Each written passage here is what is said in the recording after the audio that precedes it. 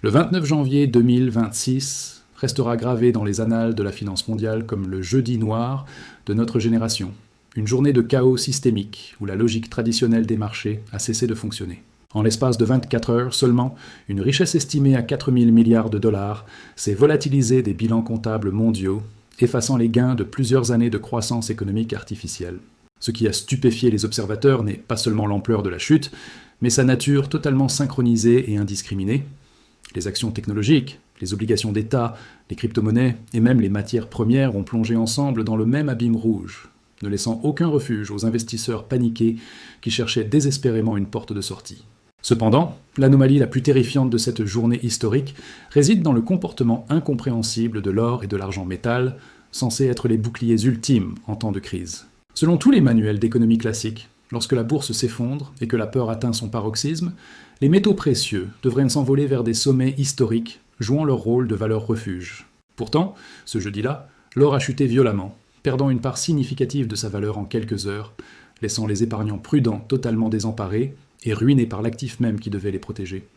Ce contresens apparent n'était pas une erreur de marché, mais le signe révélateur d'un phénomène beaucoup plus dangereux et insidieux.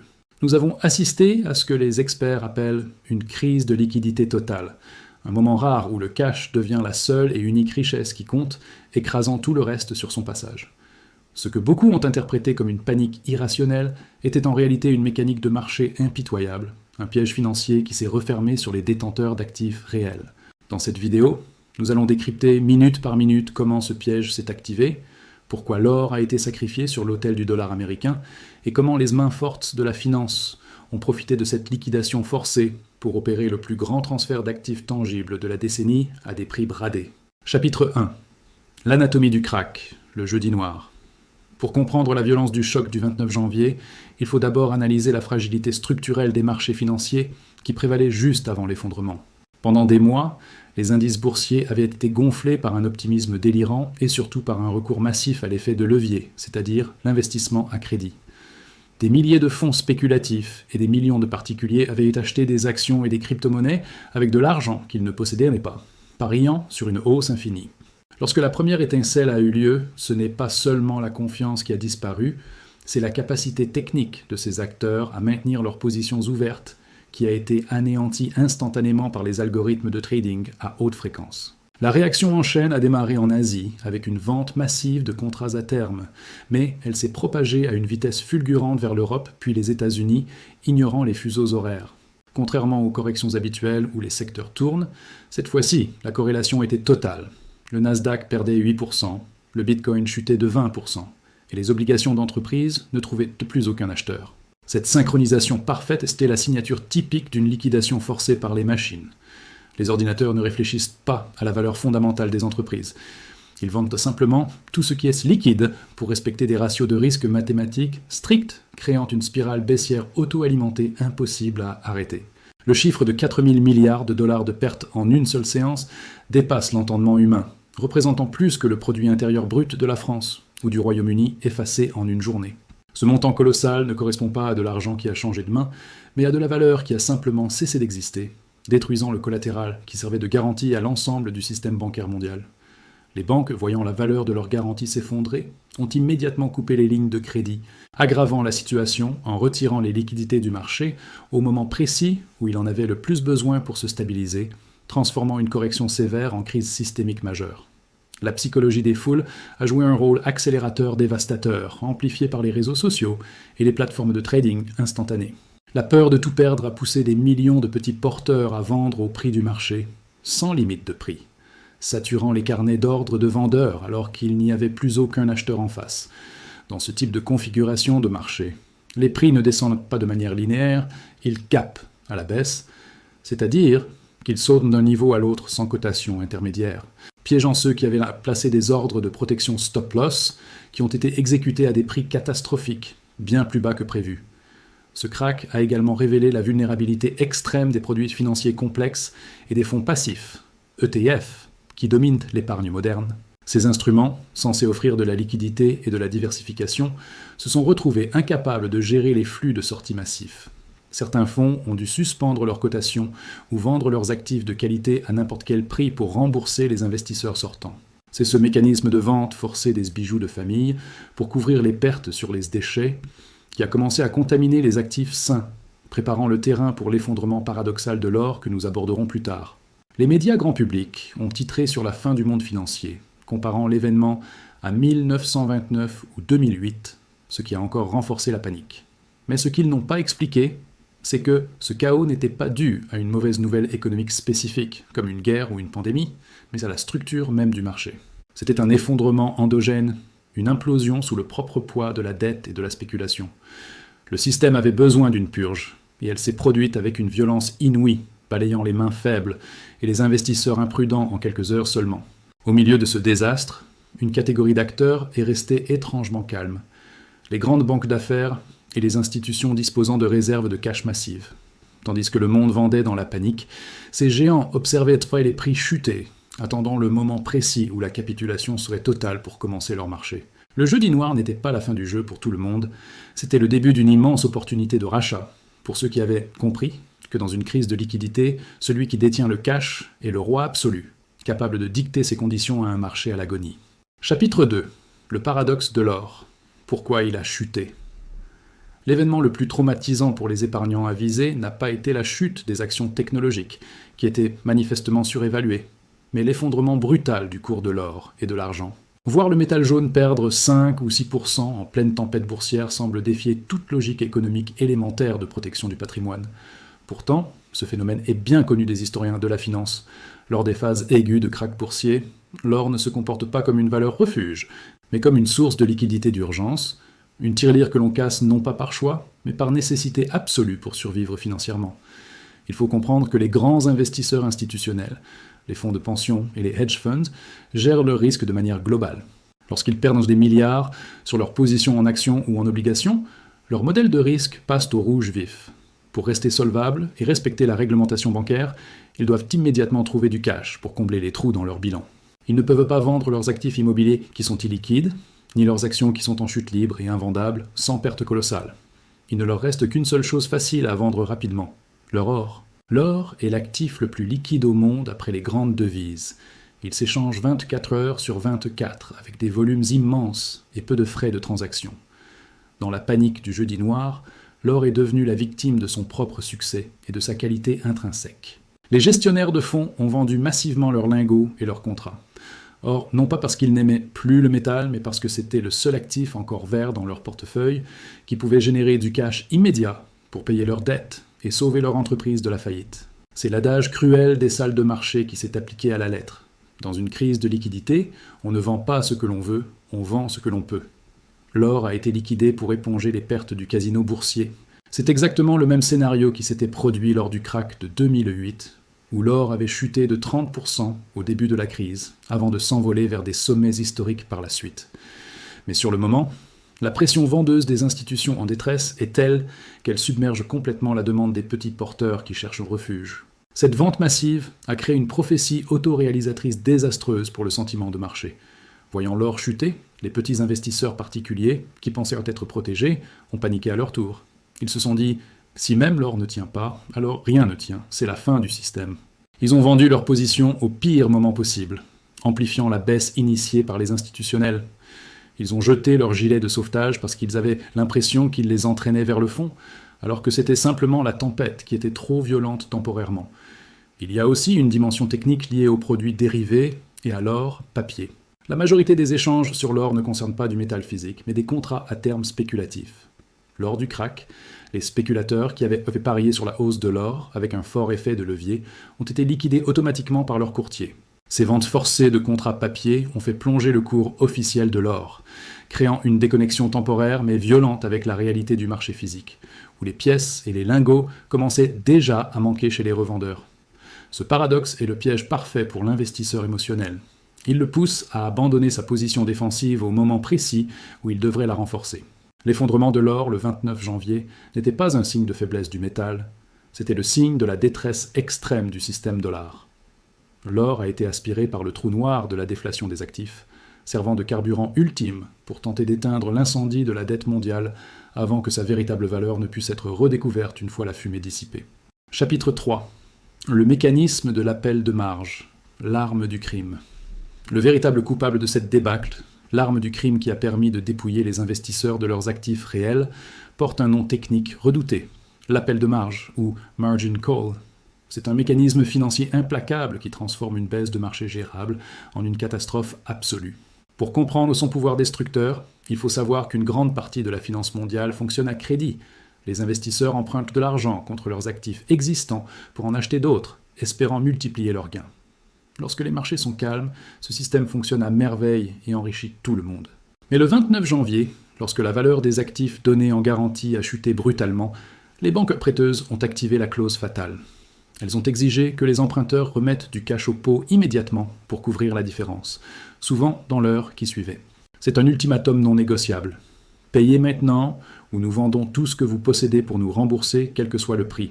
Pour des milliers de fonds d'investissement et des millions de particuliers, cet appel de marge a été l'arrêt de mort financière.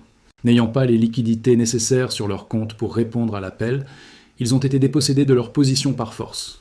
Leurs actions, leurs obligations et surtout leur or ont été saisis et vendus automatiquement par les algorithmes des banques pour récupérer le capital prêté.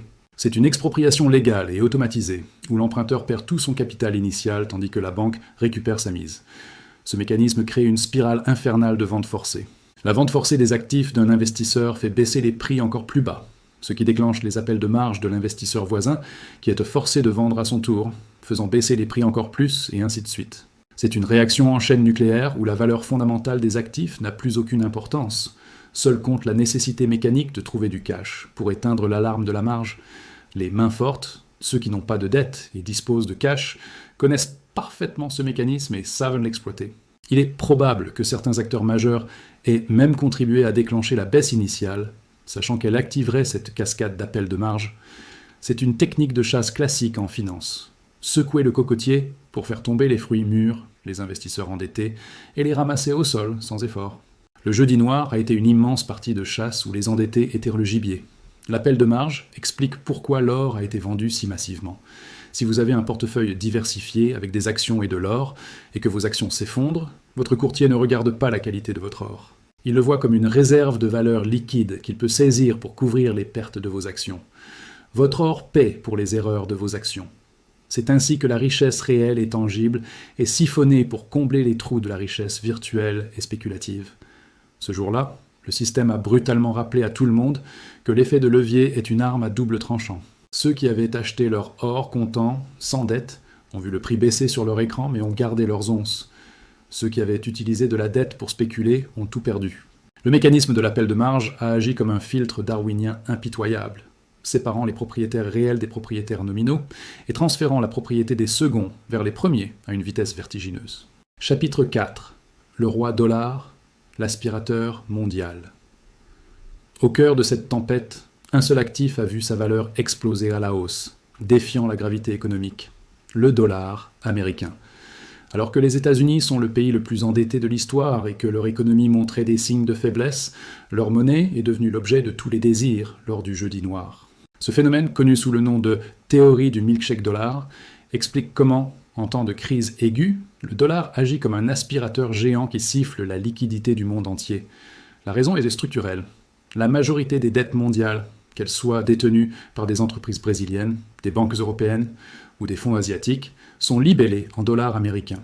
Lorsque la panique s'installe et que les revenus tarissent, tous ces acteurs doivent se procurer des dollars de toute urgence pour rembourser leurs échéances et éviter le défaut de paiement. Il se crée une pénurie artificielle et violente de billets verts. Tout le monde veut vendre ses devises locales et ses actifs pour acheter du dollar, quel qu'en soit le prix. Cette ruée vers le dollar a eu un effet dévastateur sur les prix des matières premières et de l'or, qui sont cotés en dollars. Mathématiquement, lorsque la valeur du dollar monte en flèche, le prix des actifs exprimés en dollars doit baisser pour compenser. C'est un effet de balancier automatique. La force brutale du dollar a écrasé le cours de l'or, donnant l'illusion que l'or perdait de la valeur, alors qu'en réalité, c'était le dollar qui devenait temporairement et artificiellement ultra cher. Les États-Unis bénéficient ici d'un privilège exorbitant qui s'apparente à un piège pour le reste du monde. En contrôlant la monnaie de réserve mondiale, ils peuvent exporter leur inflation en temps normal et importer la richesse mondiale en temps de crise.